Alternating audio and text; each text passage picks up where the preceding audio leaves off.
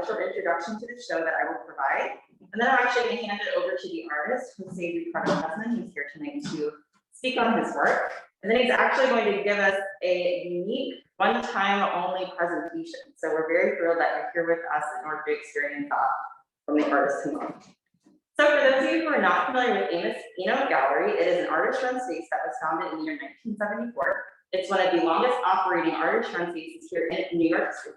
Here inside of New York City, rather, started in Soho, and we are now located at the 56 Bogart building out in Brooklyn. So we're technically in the Bushwick, East Williamsburg area.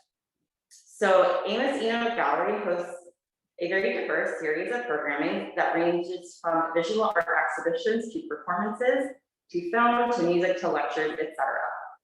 The gallery produces a full series of programs through the course of the year, and it's run by a small community of professional artists. It serves as an alternative artist-run platform that allows room for artistic expression that is not hindered according to the commercial restraints of other galleries. So that being said, it's my pleasure to welcome the artist Jose-Ricardo Presman, who has his solo show here around Illusion That Light Travels. So this exhibition will be on view in the space from today through March 14th. We are happy that you're joining us here this evening. If you know someone else that wanted to join but they weren't able to make it, we will have this recording live on YouTube as well. So that being said, this is an exhibition of new works here by Jose-Ricardo Presman, who is one of the founding members of Amos Eno Gallery. It's his solo show to present his new artwork. So what is the meaning of the illusion that light travels? So actually the title hints at the requirement that we revisit thoughtlessly repeated perspectives. Through intuitively experiencing our inner and outer worlds, these perspectives rather can help to really build a set of knowledge or even lead to more creative thinking.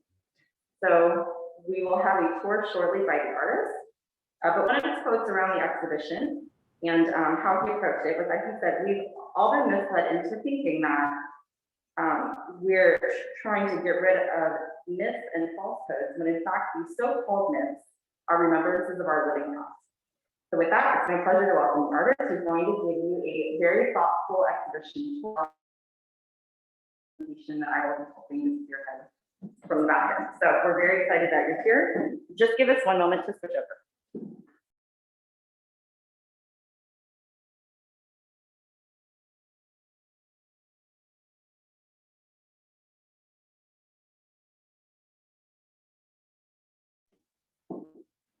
Okay, I'm going to first go around and show you all the artworks in the show. And I'll go around in a semicircle. This first work is called Across, one word, A-C-R-O-S-S. The titles of the works are an integral part of the work. So when I show you each piece and each group, I will be giving you the title of each piece. So I'm gonna get close to this first piece that I'm showing.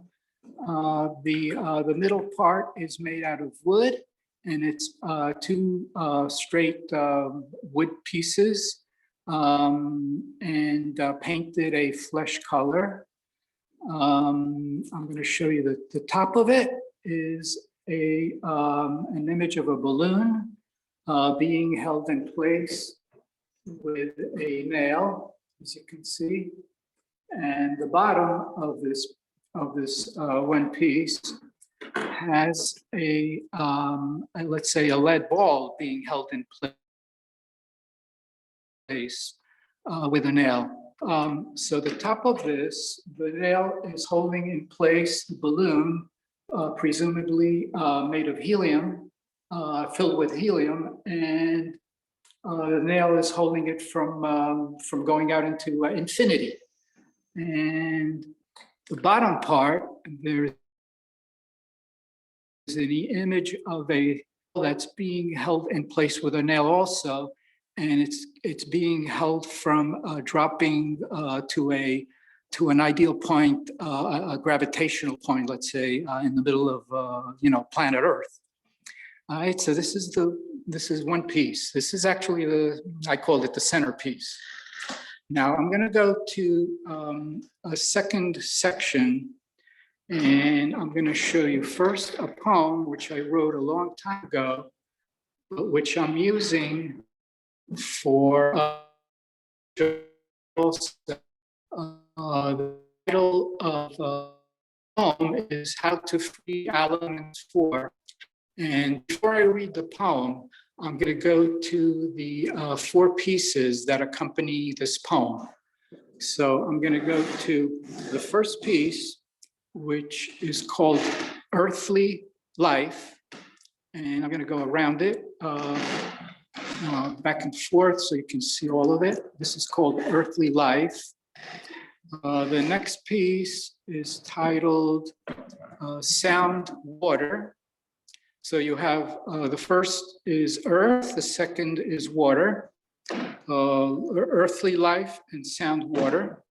The third piece is titled Light Air. And here I'm going to have to show a close-up and walk around a little bit so you can see the detail. So you can see parts of it here. Of course, this, our art is, this installation is really made to be experienced live and in person. But this is the next best thing if you can't be here. So the third part here, this third piece is called Light Air. And now the fourth piece, the fourth and final piece in this group is titled Warm Fire. And this is what it looks like from a distance as a whole. And when I get close, you can see some of the detail. A lot of the color is subtle. A lot of the forms are subtle, and you can only see them when I'm really at an angle. So you can see this, and you can see from one side to the other side what it looks like. So here I'm going to back up so you can see all of them all together, all 4. And I'm going to read the poem that accompanies it. And here's the poem. I'm going to try to hold this camera as steady as possible. The poem is titled How to Free the Elements 4. So what I gave you were the 4 original, the ancient elements of earth, or the solid, water or the liquid, air, and then fire or warmth. So those are the 4 elements. The poem is titled How to Free the Elements 4. So I added something to it. I'm going to just read it off quickly. By pure coincidence, digest a specifical instance in which realms by must abide by strengths that push all else aside, and you'll recognize an acquaintance. Then insulate the radishes that risk the stealth of savages who'd rather they had damages instead of rooted patience. Forestall homeless tomatoes from flimsy immolators, then find them incubators that do the work of agents. Don't fail to test the lettuces and seek the alloy of fetishes, once thought the home of nemesis, but that now belong to conscience. And last, you dice the onion, fitbit snugly in your canyon, cast remain aboard a galleon, the results will make some sentience. So that's the poem, How to Free the Elements 4. And here you have images of the 4 ancient elements, earth, earth, water, actually earthly life, sound water, then light air, and warm fire. So there you have the solid, the liquid, the air, and the warmth or fire. Now, on this side, there's a handwritten short story. It's titled The Story of the Old Man Who Became Younger and Younger. So it's about a little over 100 pages, all handwritten. And of course, the story of the old man who became younger and younger. This handwritten copy, there's copies in the gallery and you can purchase them. Well, it's a story that I wrote in 1997, and I showed it in another one-person show, but it applies differently to this show, so I'm reusing it for this show. I'm going to go around to another part of the gallery and show you some other pieces. There's a group of 3, and I'm gonna get close to each one and then walk around each one. So the first one, since the title, again, the title is an integral part of the work, this work is called Organic. All these are wax pastels on blackboard. So this is like a blackboard that you would use in a classroom situation. It comes framed and everything. And I used wax pastels. I tried using crayon, but the crayon flakes off. So I used something that sticks to the surface. So I'm gonna get close to it so you get a detail of this work titled Organic. All right, so there's a lot of subtle color and subtle forms which is hard to see, but I'll lower the camera so you can see what I'm talking about. I'll walk from left to right. So you see the different shape. And I mean, essentially it's one shape, but repeated over and over in different, in different forms and different ways. So you can see the different colors. The next piece, the second of the 3, is titled Psychological. And I'm going to pan back and I'm going to get close so you can see the 4 the parts of the work that are separated into the center part and the corners, which are somewhat representational, somewhat abstract. So I'm going to walk back and forth from left to right so you can see a little bit more of the detail. I'm going to go up and I'm going to go across this way. I'm going to go down and left to right. And I'm going to pan back so you can see the whole piece, which is the second piece, and it's called Psychological. The third piece in this group, you can see here, it's called Nothing But Humans. Nothing But Humans. So this is the third in this group. It's hard to see because again, there's subtle forms and subtle colors. So here's some of the detail. Nothing but humans. All right, so this is, I'm going all around the work so you can see some of the detail. And I'm going to back up so that you see this third of this 3-part group called Nothing But Humans. And then alongside this, there's a little bit apart from the 3-part group, you have a piece called Containment. So this is, I'm going to get close again, just like I did with the other ones. This is kind of a creepy one called Containment. It's what's the waste left over, I guess you can say. There's always waste left over, and this would be it. All right, so you have some of the detail here, and it is, when I look at it, it is kind of spooky, isn't it? Creepy and spooky. All right, so I'm gonna pan back so you can see the whole thing. It's hard to see, again, you have lights, you have floodlights and spotlights, and you have glare. Even when you're here live in the gallery, there's still gonna be a little bit of glare. But you can see it more clearly live. It's just that, this is what we have to do when we have a pandemic. All right, so the last of the pieces in the show, they're titled, it's a 3-piece group, and they're titled See Evil, Hear Evil, and Speak Evil. All right, so I'm going to focus on each one. You obviously know I'm referring to see no evil, hear no evil, speak no evil. So this is a little bit reversed. So this one's with the title See Evil. It's a whole bunch of, this is a collage, paper on paper. So it's eyes inside a gigantic eye.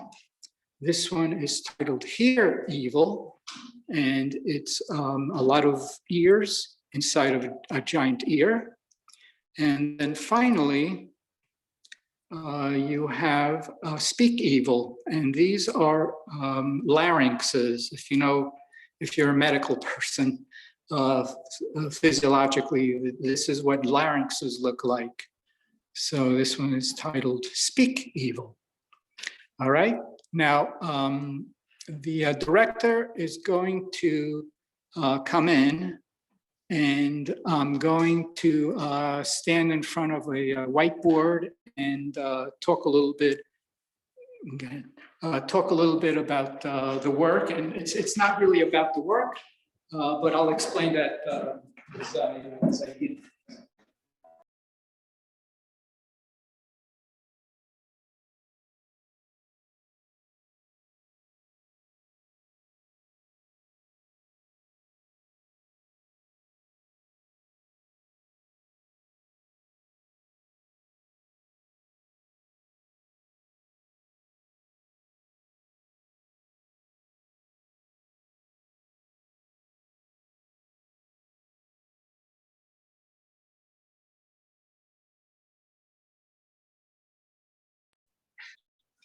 All right, I'm ready to give a little presentation. And this is going to be a little different than what we normally hear in an artist presentation. I'm not going to explain things. You don't explain art. What I'm going to try to do is I'm going to try to tell stories that are parallel or contrasting to the pieces, and then to in more general sense. The previous show, before this show went up yesterday, was a show titled The Long Goodbye by Heidi Neff Chufo. And the show in part was about, it was very timely and very topical. It was about the US elections.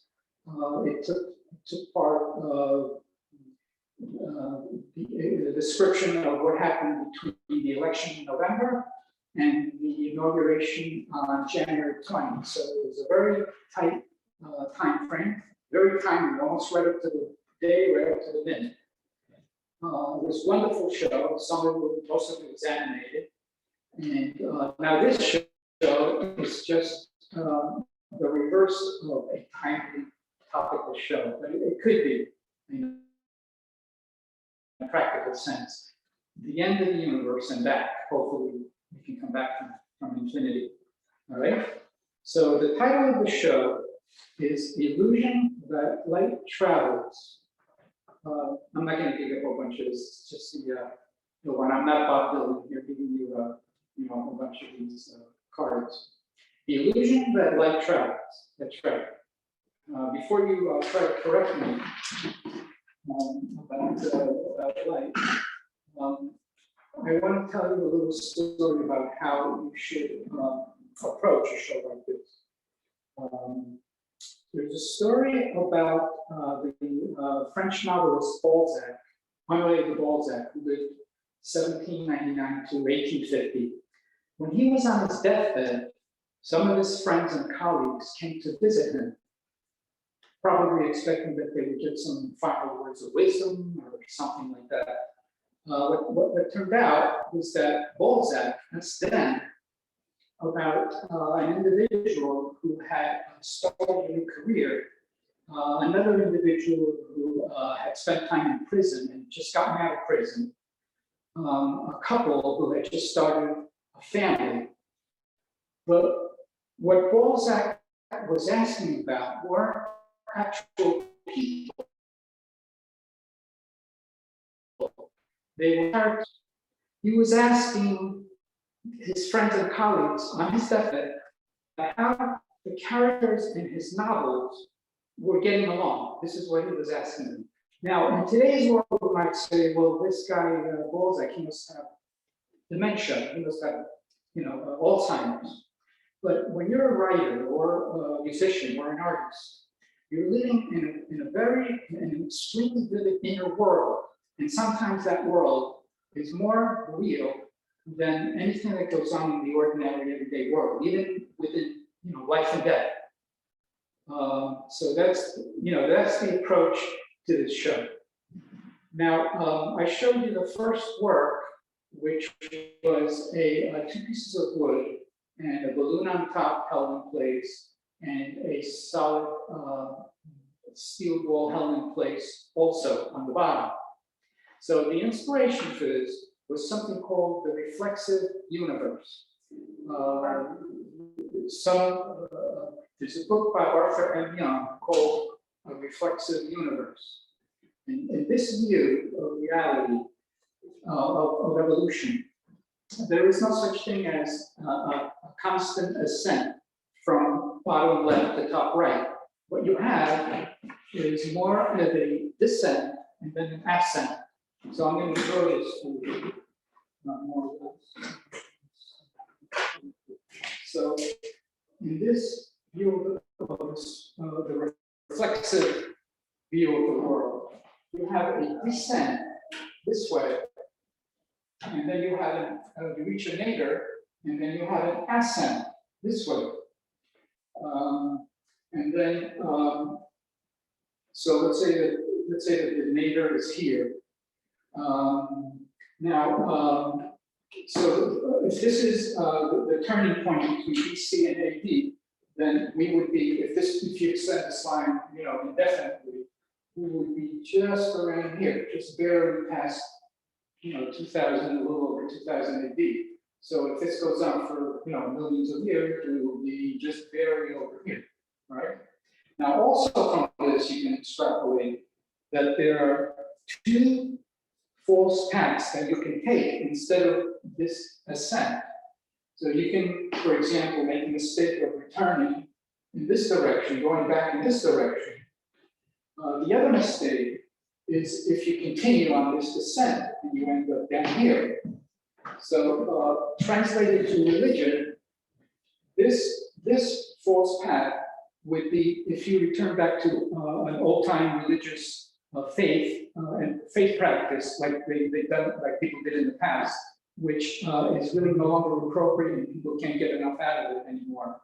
So going back to traditional religion is one of these false paths, because you would be going in reverse.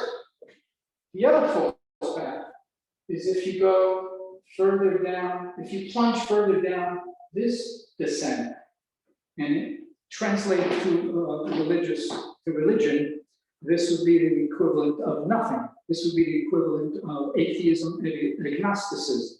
So both of these paths would be the wrong paths or the false paths. This would be the true path. Going back to old-time religion would be a false path, and plunging into atheism or agnosticism is also a false path. Right? Now, another part of this show were the four elements.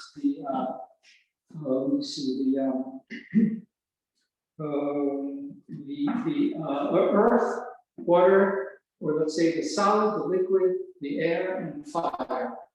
And there's really nothing unusual about using those four original elements as they were considered if you go back in the past. Now we have the table of elements, and there's over 100, but there's four basic ones. If you go back, just to give you an example, and I'm not comparing myself to him, if you go back to Marcel Duchamp, his last piece, which he spent 20 years on, the title of it was given the waterfall, number one, number two, the illuminated light.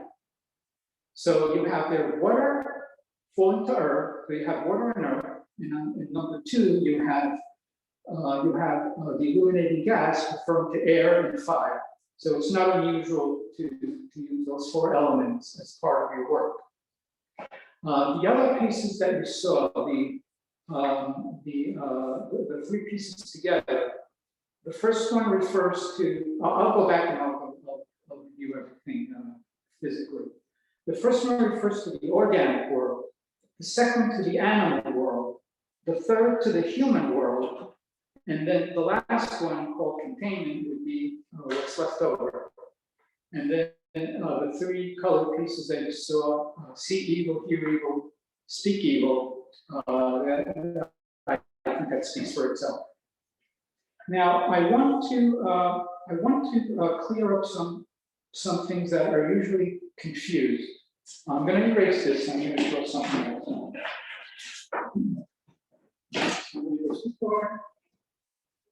I'm going to refer to the different ways that you experience things depending on which part of your nature you rely on. So let's say that you only use the feeling part of your nature. So, when you only refer to the feeling part of your nature, faith in something. Donald Trump is very, very good for showing his opinion. Well, you know what they say about opinions, they're a dime a dozen. So when you only use your feelings, you only use opinions which only you can identify with as an individual. Let's extend that to feelings and sentiment. So, well, I can't feel hungry for you. I can empathize with you, but I can't feel hungry just because you feel hungry. Feelings and sensations are individual experiences. They only belong to the individual. When you extend that and you use your thinking abilities, right? Let's do that here. We'll call this feelings. We'll call this thinking. When you add your thinking abilities, then you can have an understanding of the world also, not just your own personal opinion, but an understanding of the world. And the reason you can do that is because feelings are personal, but thinking is universal. In other words, I can transmit a thought to somebody in another country who doesn't even speak my language, and I can be completely understood. Thought-wise, I can be completely understood. The reason for that is that there's only a single content of thought, and we're all immersed in this content of thought. So when you add thinking to feeling, you have an understanding of the world. So now when you add your will, what time is it? Okay. When you add your will, you can add an experience to what you know. And so by experiencing something personally, you have a knowledge of the world. So feelings, thinking, and willing. Feeling, thinking, willing pertains to an opinion, an understanding of the world, and a knowledge of the world. Now I want to turn to the next thing. The next thing that I want to clear up.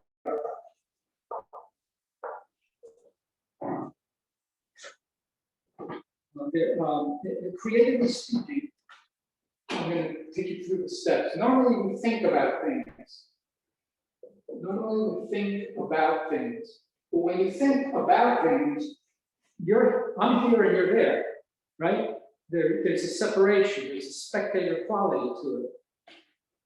If you want to be creative, you have to start by thinking about things, but then when you use your imaginative cognition, you're not only thinking about something, you're thinking with it.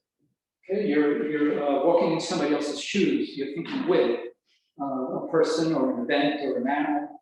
When you use your inspired cognition, you're not only thinking about or with, you're also thinking within an event, within an individual, within an object or an animal.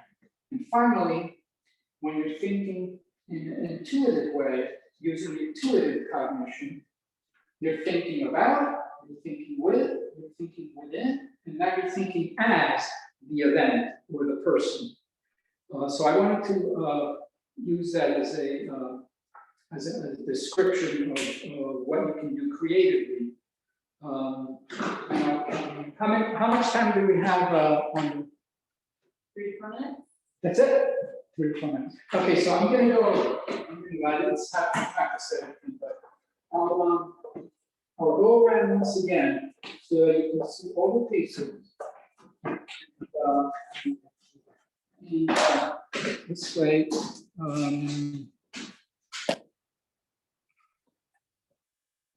oops. I'll go back.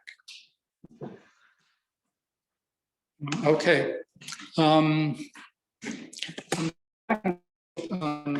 Do this one piece here.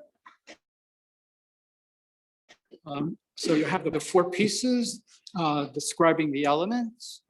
You have the, so besides the elements, you have the organic, you have the animal, you have the human, you have what's left over, and then you have the sea and evil. Okay. So Audra?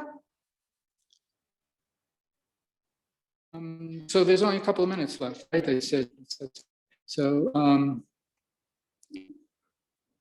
okay. So once again, I want to say goodbye. Thank you for joining me in this little tour. I wish you could be here. And I'm going to move this around just a little bit. Okay. I'm gonna turn this off now, and I'll hear from you. If you have any questions, I'll try to answer them. If you have any further questions about, which is Amos-Eno and a .org ending, visit us at amosino.org. We're also on Instagram, Facebook, and Twitter. We look forward to having you in the gallery soon. Have a good night, everyone. Thank you.